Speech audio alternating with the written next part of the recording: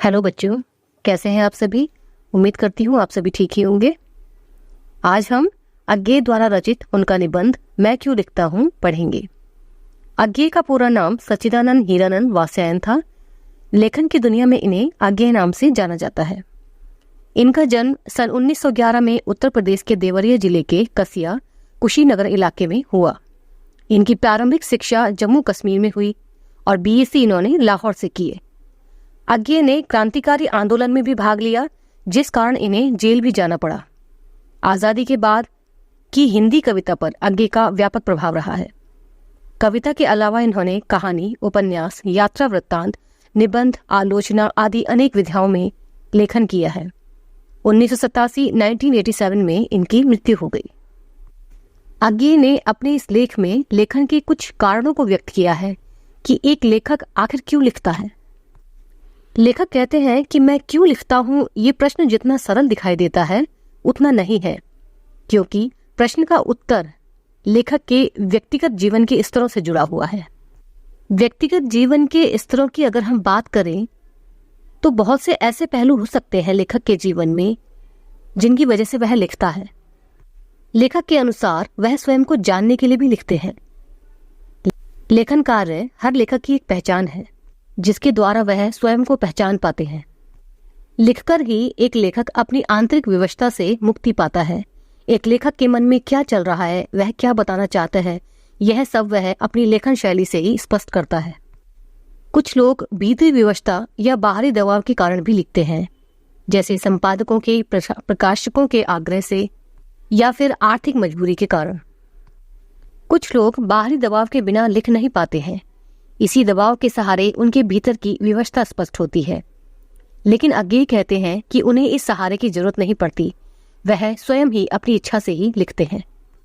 लेखक के अनुसार एक सच्चा लेखक वही है जो आंतरिक दबाव में उपजे भीतरी मन की छटपटाहट को मुक्त करने के लिए उसे कागज पर उतारता जाए, तभी उसका लेखन कृति बन जाता है और लेखक कृतिकार कहलाता है।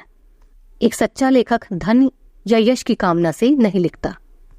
भीतरी विवशता बताने के लिए लेखक ने अपनी कविता की चर्चा की है, जिसे उन्होंने इतिहास में घटित हुई एक घटना को देखकर लिखा था। लेखक बताते हैं कि वह विज्ञान के विद्यार्थी रहे हैं। उन्होंने अणु और परमाणु के बारे में पढ़ा है, रेडियम धर्मी तत्वों के बारे में अध्ययन किया, अणु का भेदन कैसे संभव हुआ, रेडियम धर्मिता के क्या प्रभाव होते हैं, इन सब का अध्ययन लेखक ने किया है। हिरोशिमा में जब परमाणु बम गिराए गए तब लेखक ने भी इसका समाचार पढ़ा। लेखक ने परमाणु के दुष्प्रभावों के बारे में पढ़ा था। इसके प्रभाव के ऐतिहासिक प्रमाण भी सामने आए, इसलिए विज्ञान के इस दुरुपयोग के प्रति बुद्धि का विद्रोह होना स्वाभाविक था। इस विषय पर लेखक ने लेख तो लिखा पर कविता नहीं लिखी। लेखक ने भारत की पूर्वी सीमा पर देखा था कि कैसे सैनिक ब्रह्मपुत्र में बम फेंककर हजारों की तादाद में मछलियों को मार देते थे, जबकि उन्हें सिर्फ थोड़ी मछलियों की आवश्यकता होती थी। जीव के इस अपव्यय से उन्हें बहुत दुख पहुंचा, जिससे उन्हें हिरोशिमा में फेंके गए अणु बम द्वारा व्यर्थ ही जीवनाश का भी अनुभव हुआ। लेखक ने सोचा कि विज्ञान जितनी तरक्की कर रहा है, इंसान उतना ही उसका दुरुपयोग कर रहा है। लेखक को जापान जाने का अवसर मिला। वह हिरोशिमा भी गए और वह अस्पताल भी देखा जहां रेडियम धर्मी पदार्थ से आहत लोग वर्षों से कष्ट झेल रहे थे। इसका असर लोगों पर इतना बुरा पड़ा था कि आज भी लोग इस पीड़ा से उबर नहीं पाए हैं। लेखक को प्रत्यक्ष अनुभव भी हुआ और अनुभूति भी। अनुभव से अनुभूति गहरी होती है, कम से कम एक कृतिकार के लिए। अनुभव तो घटित होता है, पर अनुभूति संवेदना और कल्पना के सहारे उस सत्य को अपने अंदर आत्मसात कर लेती है, जैसे स्वयं लेखक ने किया। लेखक को उनका दुख दर्द देखकर प्रत्यक्ष एहसास हो रहा था, जैसे वह घटना स्वयं उनके ही साथ घटित हुई हो। हिरोशिमा में सब कुछ देखकर भी लेखक ने तत्काल इसके बारे में कुछ नहीं लिखा। एक दिन वह सड़क पर घूमते हुए जा रहे थे, जहां उन्होंने एक जले हुए पत्थर पर एक आदमी की आकृति देखी।